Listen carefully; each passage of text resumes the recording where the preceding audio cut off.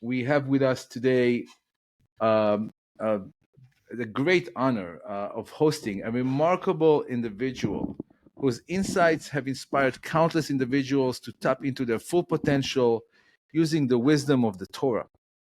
Rabbi Yom Tov Glaser is the visionary behind the Possible You Seminary, a transformative journey that blends ancient wisdom with modern strategies for personal growth, with a deep understanding of both spiritual principles and practical techniques. Rabbi Yom Tov empowers people to unlock the inherent greatness and live their best lives. So, now, without further ado, let's dive into this enriching conversation with Rabbi Yom Tov Glaser. Rabbi, how are you today? I'm doing great. I'm actually just posting this now on Facebook, so my Facebook people can watch it as well.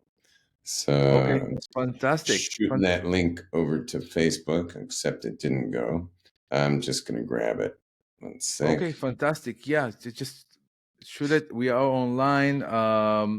We are live on Facebook, Okay. and really, really honored. Actually, there was a few times that I wanted to get you on the podcast, and I know you have you're a very busy guy.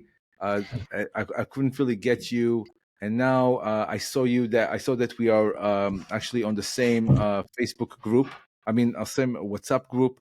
So I had your direct info, and I just took upon myself to invite you to this podcast to benefit the listeners and the audience, as this is the Influencer Mindset podcast, and it's all about reaching our full potential using the Torah and using tools that a little bit, maybe conventional, some of them unconventional. But let's start with a very simple question to kind of get the conversation going, Rabbi. So what inspired you to merge Torah wisdom with personal development principle in the Possible You seminar? The I come from a background I grew up in Los Angeles in West LA, and I wasn't raised observant, and I was from a very young age, I started on this trip of personal discovery, on self-discovery and self-realization, self-actualization. I know it sounds like the word self is in there a lot of times, but it's LA, and and I so there was, I grew a lot. I grew a lot from on many levels, but the inner path that I had discovered and was the one that really took me the furthest, and that was this inner, as I'm saying, this self-discovery was really honing in my instincts and pushing the limits in sports. And I was a psychonaut from 11 years old, which is what's so popular today, the psychedelic therapies. I began at 11 years old. I was a kid, and I got very far. By the time 12 years later, I discovered Torah. So that was a 12-year journey before I even learned the alphabet and began my Torah experience. And with Torah, I got like totally involved, like all the way, like very deep. And It's amazing. So at age 12, you were already introduced to psychedelic therapy? yeah, 11. At age 11. Oh my gosh. Through how? Through your parents?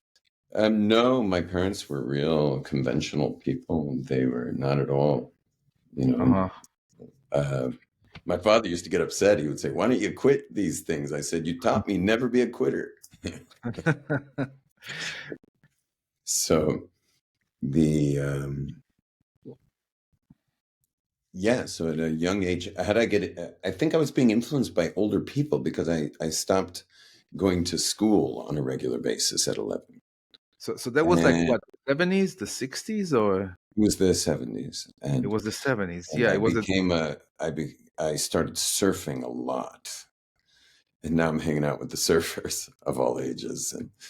And I was mountain biking, in the mountains I was surfing every day, mountain biking every day. And I got influenced. This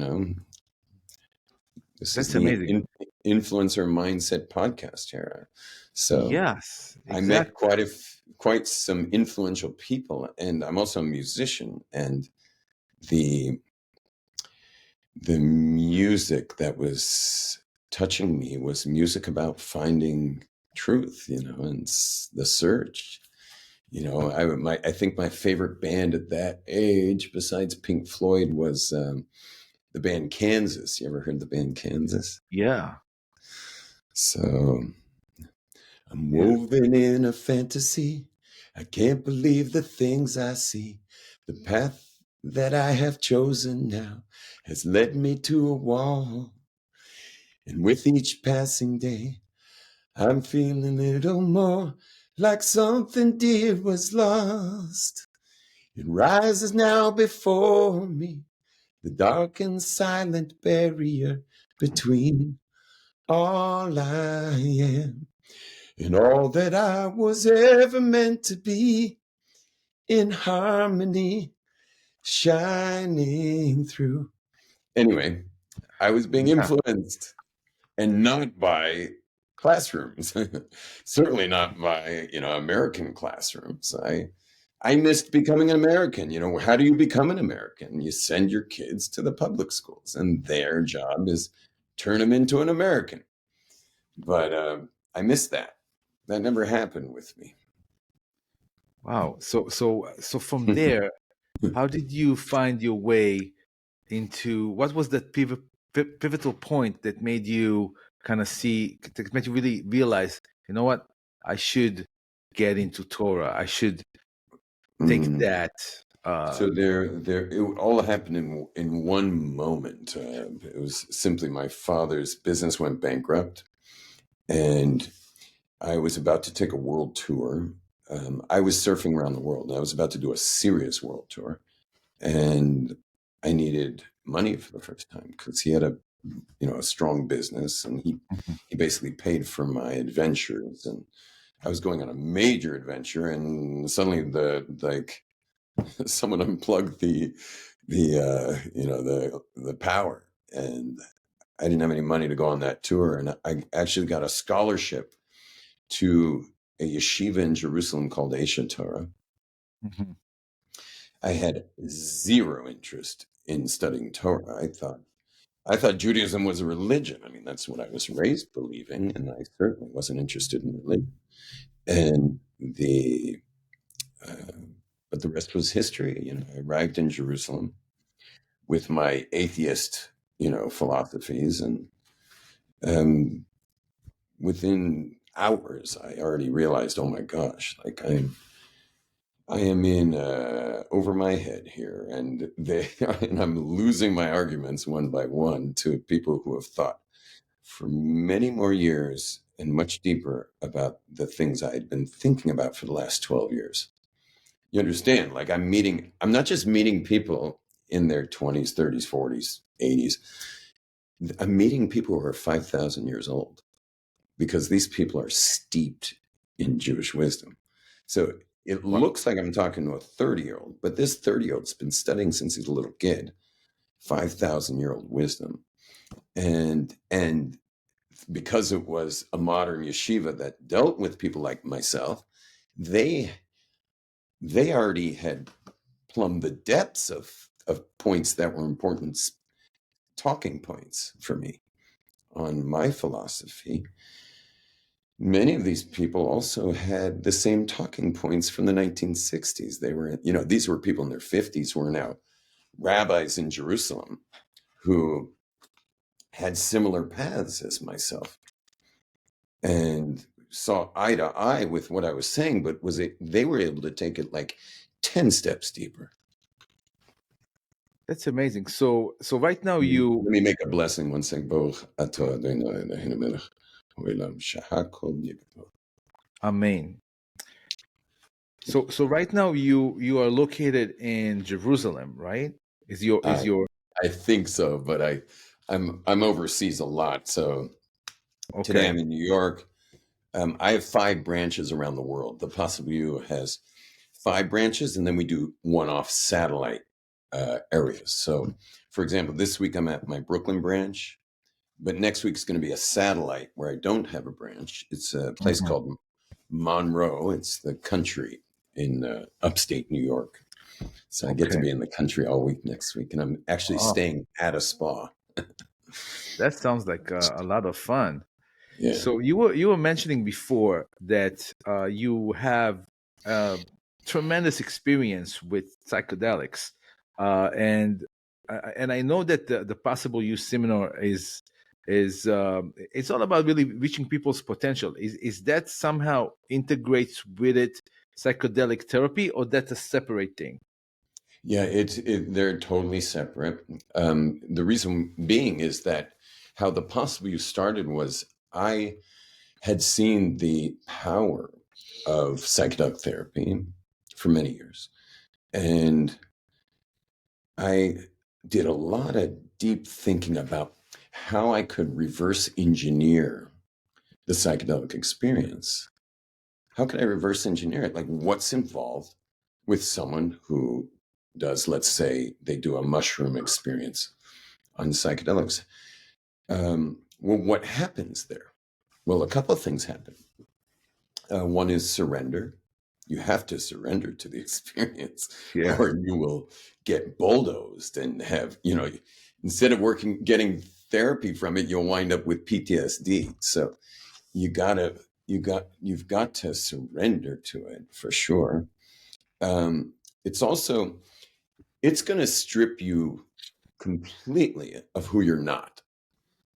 Psychedelics strip you of who you're not. And this is kind of the nature of more difficult journeys on psychedelics, is that if someone's really inauthentic, they're going to be meeting that inauthentic person and not knowing what to do with it exactly. They're going to have, they better have a good guide to hold on to them while they start to realize that there's nothing real in them. There's no sound bone in their body. They've been living a lie for years and years, maybe even harming people, maybe greedy financially, maybe their whole personality is just based on everyone else and in some whatever. The second thing, so number one was surrender. Number two is that whoever you're not is going to be stripped away. 1 hour after ingesting a psychedelic, whoever you're not is gone. And another aspect of the psychedelics is very intense emotional release. Very intense, like it's a big emotional release. And another thing is regarding it is a tremendous feeling of love, like a connectivity with all reality, certainly with other people. And so let's go to the Possible You now that we've described those 4 things. And there's more. Right. Possible You has rules. You have to keep them. There's no exceptions. There's Okay. 8 rules. You have to keep all 8 rules. You break the rules, we're going to have to talk about that in front of everybody. Hmm. So there's full compliance. In other words, there's full surrender. You have to surrender to the process. Because if you don't, we're going to talk about it. I once had a guy who didn't show up one day. One of the rules is full attendance. So what did we do? We took everyone jumped in cars, and we drove like 45 minutes across the city and knocked on his door. And he answered the door, just thinking, maybe it's fundraising. Who knows who's at his door, and it was 30 men. And we just marched right into his house, and we ran the seminar from his living room. Yeah. Oh, we're committed, man. But so that's one of the rules is 8 there's 8 rules, and that creates the psychedelic surrender. You can't leave. And if you try to leave, we'll come to you. Meaning that we're not going away here. You can't run from it. Mm-hmm. No running. That's And wow. big commitment circle, deep commitment circle where everyone has to kind of like swear in blood that they're in. You understand? Yeah. That's surrender. The next is stripping you of who you think you are. Is we go right in, as soon as the seminar begins, I do a brief intro, but then we're already in deep meditation doing breath work. And what we do is we expose the negative self-talk in a meditation. So everyone's kind of in a hypnotic state now. And which is also, the psychedelics are very intoxicating. A fifth aspect is they're intoxicating. So now I've got everyone in breath work. They're in a deep, deep kind of hypnotic state while discovering, oh my gosh, I say bad things about myself. And I didn't even think about it. You think 60,000 thoughts a day, which is 3,500 thoughts an hour. And people will have thoughts like, unlovable, worthless, unwanted, small, weak, unworthy, dumb, ugly, lost, helpless, hopeless, and incapable, incompetent, irresponsible. Like we have these crazy lists of things that we're saying about ourselves. But here's where the kicker comes in: is we call those inner negative beliefs, but in the seminar it's called inner negative beliefs, which are not true; they're just beliefs. And then what do? We cover it up with survival strategies, which is I'm the cool guy, or I'm the shy guy, or I'm the loud guy, or I'm the joker, or I'm the lazy guy, or I'm the procrastinator, or I'm the bum, or I'm the workaholic, or I'm the overachiever, or I'm the powerhouse, I'm the control freak, and we go into that. And after a while, just in the very first meditation of a 4-day experience, it's nights. We don't do it during work hours. So after just a couple hours, you've had your personality stripped clean. So I but could that go even on about the yeah. other aspects, but Okay. of So, psychedelic. and that's still without the psychedelics. That's just There's no one ingests anything. In fact, no one one. of the rules is you can't even take Tylenol that week. No weed, no alcohol, no. So this is all like breath work and meditation and focus and guidance. Guidance and group dynamics that are taking place the whole time. We do by day 3, you're ready for full release. So like just last night here in Brooklyn, I'm with 25 men. It's a medium-sized group. And these are grown businessmen crying like little girls, like whimpering, sobbing, I promise you, every single one of those men came in Sunday night. They all came in Sunday, completely composed.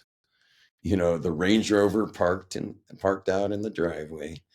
There were no people don't realize that they're walking around with like micro trauma from years and years of not releasing it. But I get them. I take that sobbing to like next level. Meaning we do after enough sobbing, we go into primal scream. And I don't know if you know about primal scream therapy. Okay, I've heard about it a little bit, like where you go. Most people don't know about primal scream therapy. So John Lennon of the Beatles and his wife Yoko Ono kind of made primal scream therapy a little bit popular. It's where you You got to warm up for it. Meaning, if you try to do it right off, you'll destroy your voice. You warm up to it, but you have, even you, Uzi, all of us, we have a voice we've never met. There's a voice inside of you that you've never met.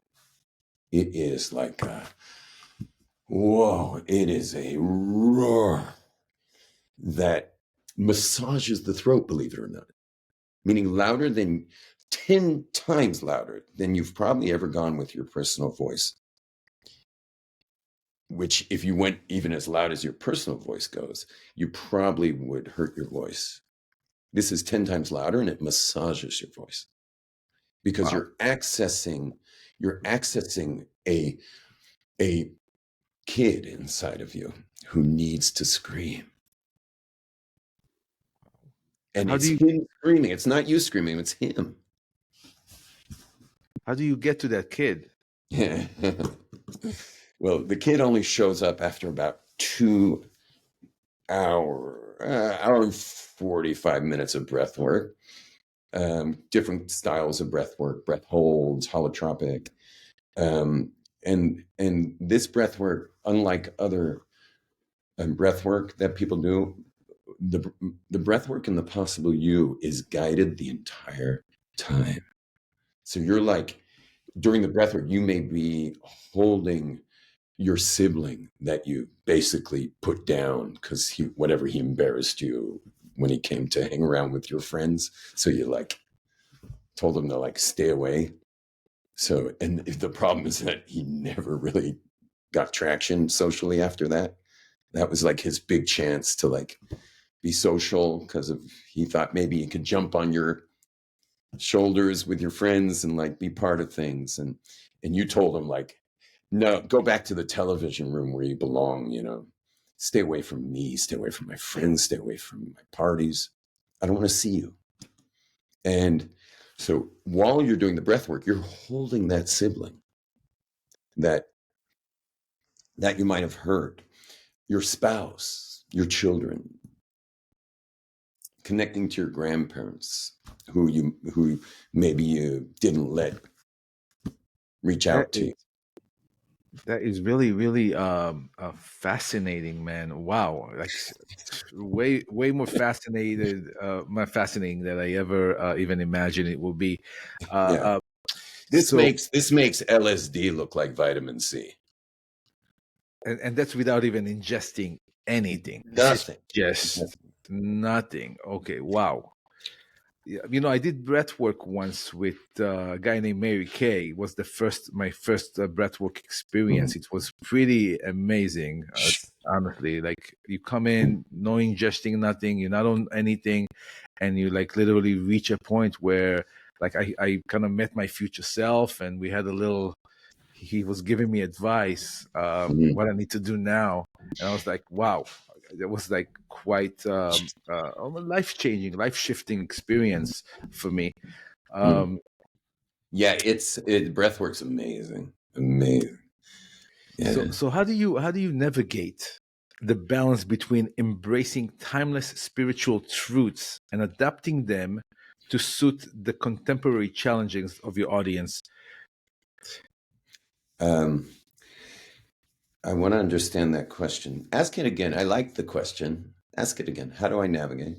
So the question says that, for example, right now you're using pretty much timeless spiritual truths, Mhm. which is a combination of Torah, of meditation, of breath work, of psychedelics, even, and you are adapting them to suit the contemporary challenges of people today. Which is addictions to their phones and Mm. uh, you know uh, depression and all the challenges people are going through today in our life. Yeah. So the question is pretty much how is that, um those two worlds kind of come together? Mm. You know, so much has been lost in the modern era, and with since the Industrial Revolution, when man started mechanizing his reality, and which of course led soon to people moving to cities, to the advent of electricity, which has messed up our hormonal levels completely. I mean, where people are lost. I mean, between serotonin and melatonin, I'm starting to think that melatonin is the key to happiness. What I mean by that is that if you lived hundreds of years ago and once it got dark, it's dark. There are no lights. You could light a candle, just to find your bed or eat maybe a little supper. But people probably ate supper around sundown so they could see. And your melatonin came right in. So you went to bed. And then you woke up at dawn with the roosters, and you headed out to the farms, headed out to the fields, headed out to the cows, wherever you were heading out. But you were getting sunlight at the break of day. And it's very interesting that Jews, there's a large component of the Jewish community that faces east, looking toward the sunrise, and pray exactly as the sun rises. Nets, And so to say. they have discovered that there is a direct link to the balancing of serotonin with sunlight. Sunlight and serotonin go together, and that's your happiness. And we also, Jews pray in groups, and they found now that an amazing discovery that serotonin is best, the serotonin levels are best raised through social interaction. And so Jews forever have gotten up first thing in the morning and are praying. They're with the sun and they're praying in groups for, every single day for years and years. You get to know each other. You get to be best friends. You're socially involved. You are connected, which, if I can remind you that I'm simulating this in the seminars, to this connection to all people, to a level of acceptance in your heart of all people. Just as you would like to be accepted, you can accept anyone the same. Anyway, but this sunlight that people got in the old days. And then there's another really important thing is boys being raised by men and girls being raised by women, so that the traditions of thousands of years of what it is to be a man were passed down to a boy, and the thousands of years of what it is to be a woman were passed to the women. But I was raised, in LA, where dad's in an office building. My teachers were all women in school. And, you're a little boy and you just want to please women, how do I please women? And so I'm literally modeling myself as a male to the female, which is a turnoff for women. It's a turnoff. Yeah. And this has marked a 1% decrease in testosterone in men per year, 1% per year for the last 50 years. And so young men today have almost no ability to even produce children at this point. And we have lost our tradition as men. Men are beautiful. Men are such beautiful, powerful, dangerous beings who are so gentle and caring and loving and choosing. What is the power? The power is you never see the danger. Well, that was cool. Yeah. How did that happen? I don't know. Oh. This is cool. What else we got here? Oh. I don't know. It's the AI. How do you make a heart? I know my daughters are always doing this. Like a heart. Oh. Oh, wow. Crazy. I wasn't expecting that. So anyway, Mm. Uh, so outdoors, learning the tradition of your of your male or female life. So these ancient pathways are are here. And let me talk to a little Judaism about ancient pathways. Right. And that is that you're good. You are beautiful and you're holy. Why? Why do you have all these things? Because, well, let's think about it. Like, are you conscious? Yeah. Uzi, are you conscious right now? You aware? I 100%, hope right? I I hope hope. so. So here you are. And those who are watching this, please just go quiet. Take a moment right now and just be aware that you're aware. Just be aware that you're aware. You can close your eyes and just be aware that you're aware. And that's consciousness. You can open your eyes and realize that that consciousness is not a function of the brain. It doesn't show up in an MRI, doesn't show up in brain scans. It's the second biggest question that atheists have to deal with is like, I'm using my consciousness to figure out where consciousness comes from because we know it doesn't come from anything physical. It's not the brain. It reports to the brain, but it's something beyond the brain, consciousness. And so think about it. If consciousness is outside space and time, well, maybe the consciousness comes from a being that's outside space and time. Because what does God and consciousness have in common? And the answer is they're both beyond space and time. And just like you can't measure God because he's infinite, he's not part of space and time. So too, consciousness can't be measured. And as you get conscious, you start to realize that you are a manifestation of God. And you also got a body. And so, well, what do I do with the body? And we have a prophecy. The only true prophetic document, when I say true prophetic document, in that all the other documents that have ever been written in the name of prophecy are always the person writing it who says he got prophecy. But Torah is not like written by the guy who got prophecy. You understand? Torah is, it is just a 100% top down thing. Like, meaning if I write something, it's down up. This is top down. This is top down, and I mean, obviously people say, what do you mean? Moses didn't write it. Moses didn't write this thing. And the answer is that, well, Moses only comes in to the Torah at year 2448 of the, or not quite 2448.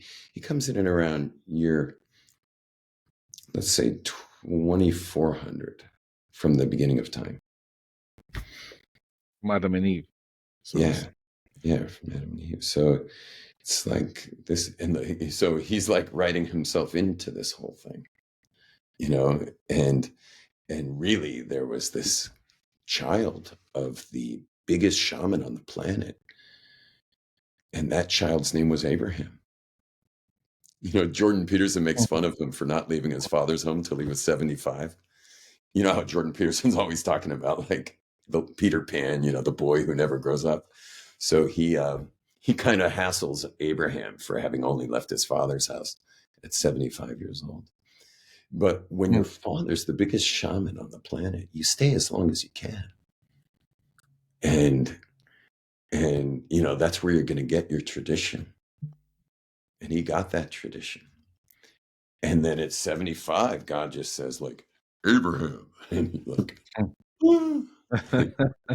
imagine Abraham, being the child of an idolatrous, master.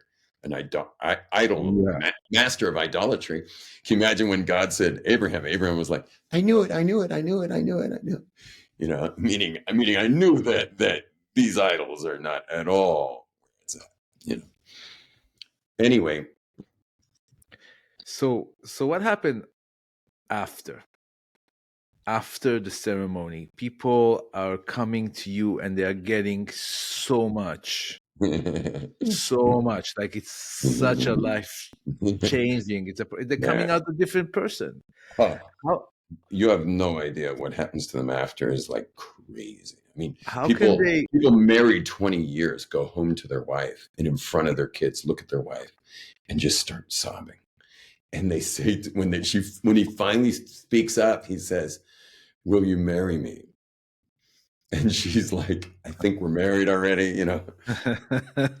And he says, "No. That was circumstantial."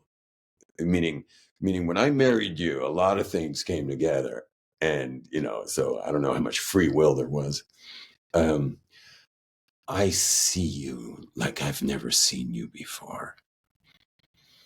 And then he looks at his kids and just loses it, you know.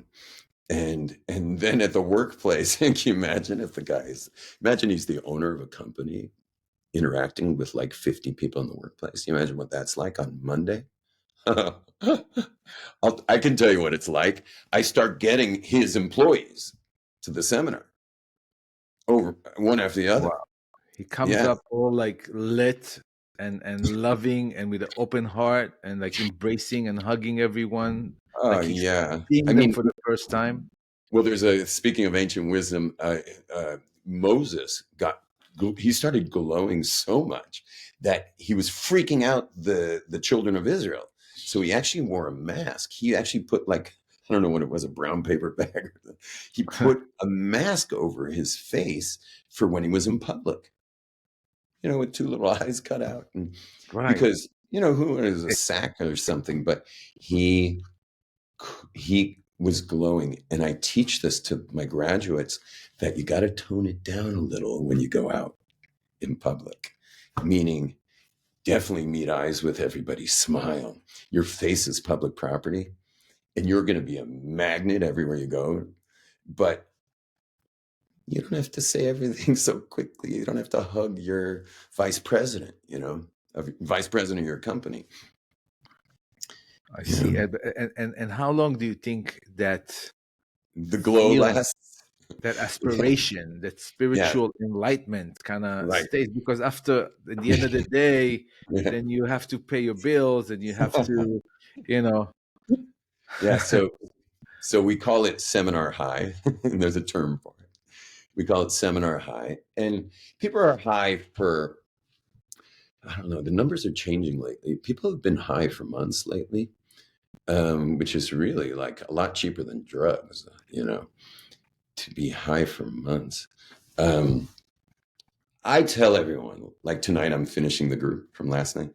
So I will tell them that you're going to be on seminar high anywhere from a few days to a few months, but you are going to come back down. And what I tell them is when you come back down, remember to land on your feet because you've grown a ton. Meaning if you look at the corner of the screen and you see like that angle, that's the growth. Yeah. But seminar high looks more like that. You know, it's like what comes up must come down. But what I tell them is when you come back down, you're not coming down to there, not landing on your head. You're coming down to here because you've been growing so much.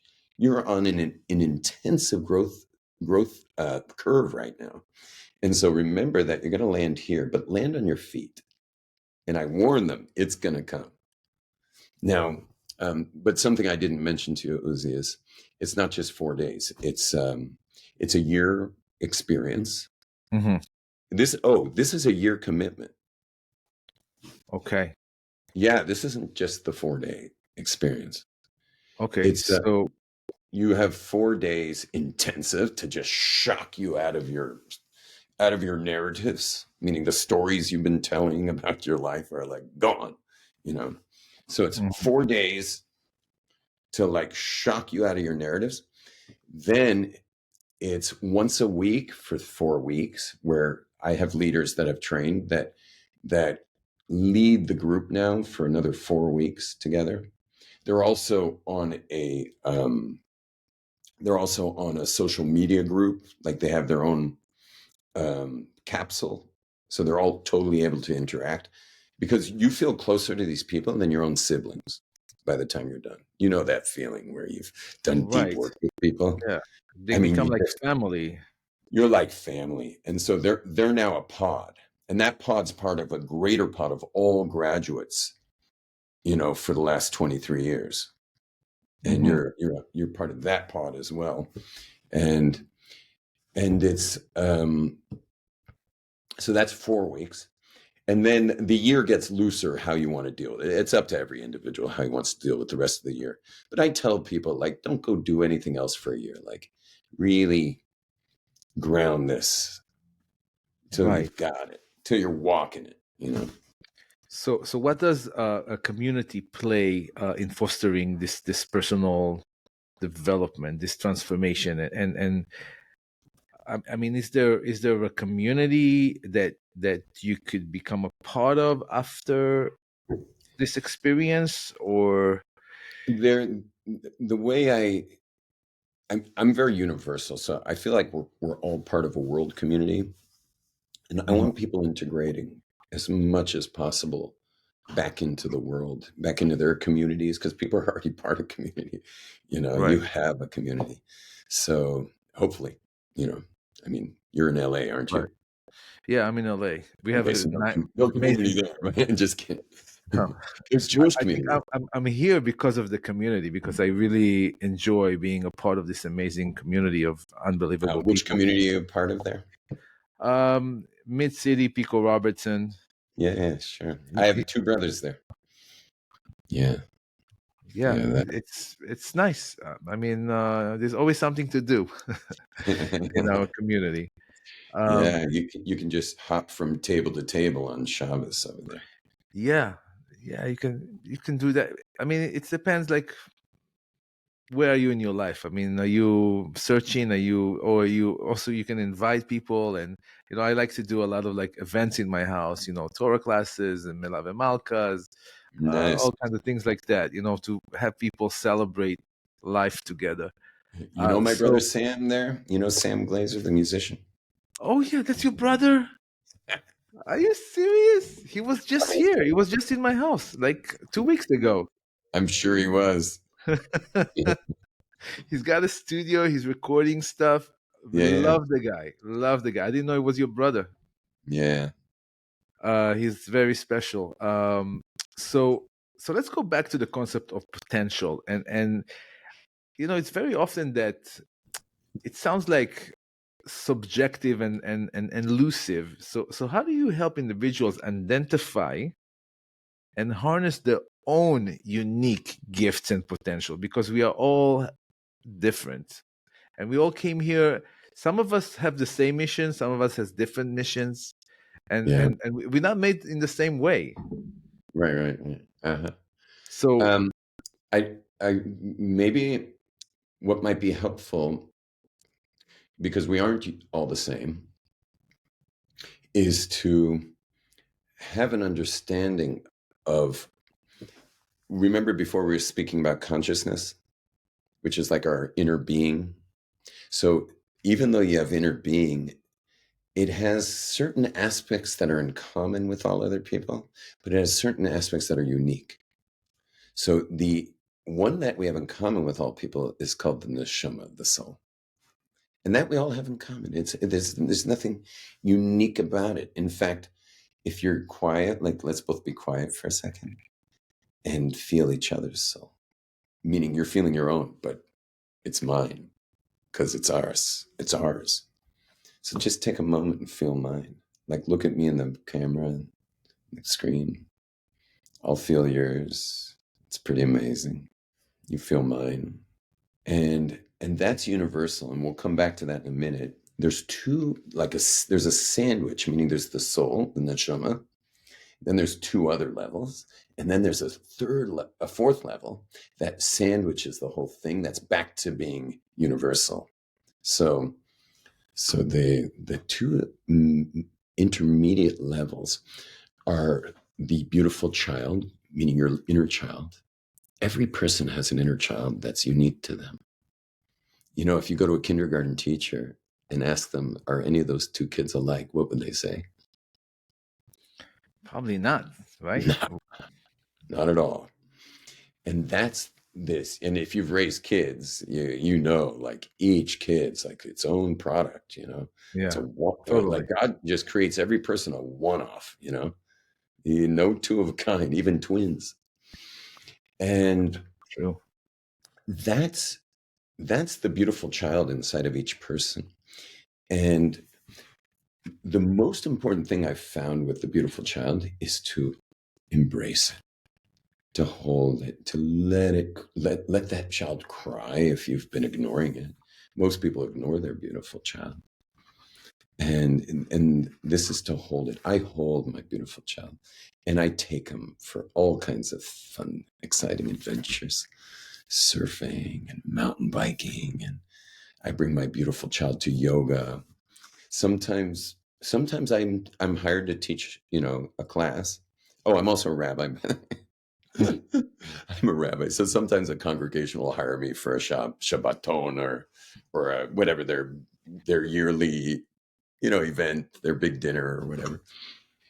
And I'll get on the stage and I'll just go full stand up comedy until people are like their ribs are getting bruised. And that's who is that? That's my beautiful child. My beautiful child was so mischievous. He's so crazy. And that's my beautiful child. And you have your own, Uzi. You have your own beautiful child. And you seem like the kind of guy who also takes him out to play. Oh yeah. But so many people don't. And so the advice for that unique aspect of ourselves is to really get to know each other. And Louise Hayes, the amazing healer, she taught, when I was 20, I learned this great exercises to look in the mirror and say, I love you. I really love you. Look yourself in the mirror and say, I love you. I really love you. And if you can't say it, or you spit on the mirror, or you broke the mirror, or you said it but you didn't mean it, then you say twice a day, you have to do this twice a day. You say, I'm willing to learn to love you. I'm willing to learn to love you. And you have to say that twice a day until you can say, I love you. I really love you. Now, it took me 6 weeks of saying, I'm willing to learn to love you before I could finally say, I love you to myself. And also becoming observant when I was 23, I really shafted my kid because like all of a sudden I was like Mr. Responsibility and like, you know, you got to learn Torah all day and you got to do all the right things. And my English name's Johnny. So I call it's good to have a nickname for your boy, for your beautiful child. So my nickname's Johnny, my little boy. And my Hebrew name's Yom Tov, which is holiday. So it's Johnny Holiday. Anyway, he was so angry when I became observant, meaning when I grew these things, he was ready to kill me. He's like, what happened? Who turned out the lights? Anyway, long story short is that we're all the same on the soul, but when it comes to the beautiful child, we're all totally different. And then there's a whole other level that's totally different, which I call these the 4 levels of being. So there's neshama, the beautiful child. The third is what I call our divine factory settings. Every person has divine factory settings. And the way they work is you're either a 1, intellectual, 2, interpersonal, or you're a 3, which is an instinctual. Meaning you either love ideas, people, or things. I think you love people, personally, Uzi. I think you're a 2. I'm a 2 also. So 2s love people. And you understand? You're either a 1, 2, or a 3. And then you're either a flow person or you're a structure person. So I'm a flow person. I'm 2 flow. I'm a 2 when it comes to my USB cable interface, meaning I like to interface with people more than ideas and more than things. like food or something. I don't care about food. You know, I like food. I like beer. Anyway, but I'm a 2 in flow. I'm sensing you're pretty flow too, just from your style. Although you have a PhD. What's your PhD in? It's spiritual psychology, Okay, that's pretty flow. mostly. That's pretty flow. Yeah, just to learn about. I also wrote 2 books. The first one is called World of Illusion: Mindset of the Sages. Whoa.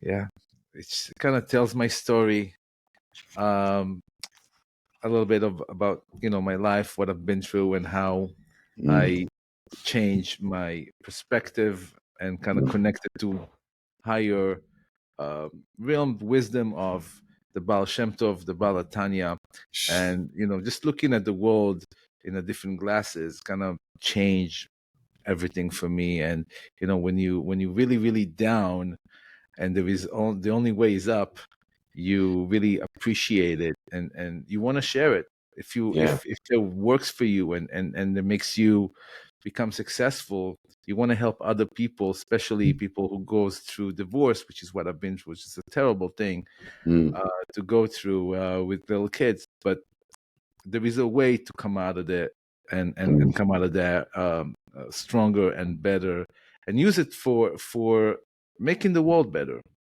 Right. What we're here to do. Right. Beautiful. You know,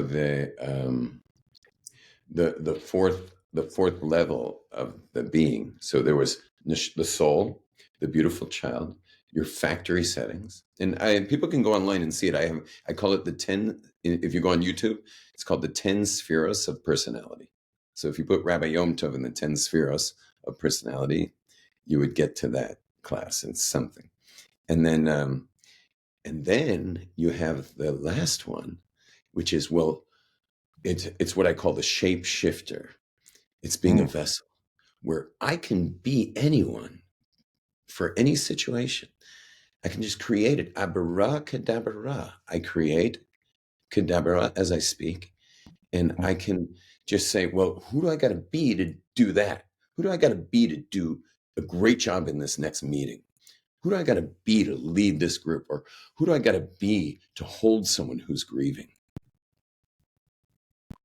And because we all start with that soul, that consciousness can actually enclothe itself in any statement of being. It's a shapeshifter. It can be in any shape that God calls you up to be. And so it is there's unique aspects to ourselves, and there's also these universal commonalities. I have I'm embarrassed to say this, but I've got a time crunch. Okay. I've got a group of men who, if I come late for them, they would Amazing. be real Amazing. I nervous. also need to pick up my kids from school, but I want to ask you one last question, and then we can end the podcast. And I would love to have you again on the podcast in the future when you have time. Uh, Sure. what advice would you give someone who is hesitant to embark on a journey of self-discovery and personal growth, particularly through the spiritual, psychedelic lens? hmm Or spiritual, also including possible seminars, like the possible Possible you have. seminars, It could be obviously, breath yeah, work. It could be breath work. It could be anything. it could be anything. Yeah. Could be anything. Okay. Excellent. People that are on the sideline, like hesitating, should I do this? Sure. Yeah, for sure. So a couple things to say to them. Um, one is that you everyone, what do they say? They say, I'm fine. Everything's fine. But is that what you want? You want to live your life fine? Like, you want a fine life? I don't want a fine life. I want an amazing life. That's number one. Number two is that, if someone's driving with bugs on their windshield, you kind of get used to it. And you don't even realize after a while. I mean, obviously, if you picked up a hitchhiker, they'd be like, What are you, nuts? You know, it's similar when you have an old generation smartphone and then you finally upgrade. So when you get the bugs off the windshield, you're like, what the hell was I thinking for the last 10,000 miles? So that's for people, they say, yeah, maybe some other time, maybe next year, or maybe next seminar, or maybe, you know what I'm saying? It's like you are your smartphone. You are that windshield. You are the consciousness and the experience, but your body and your mindset is the filter. And if it's limited in any way, so then that's your experience of life. And if you think you're fine, well, who are you? You can't be a witness in your own crime. You're too close to it. You're too um, subjective. You have no objectivity about how well you're doing. Who are you to tell us how you're doing? You don't know how you're doing because you only have you to judge it from.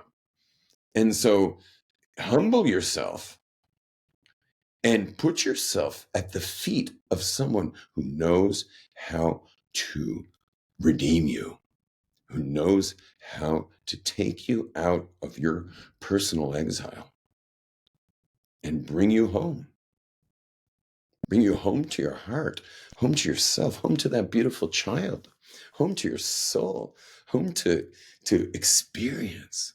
No filters, filterless experience, full experience. And that's the goal. I absolutely love it.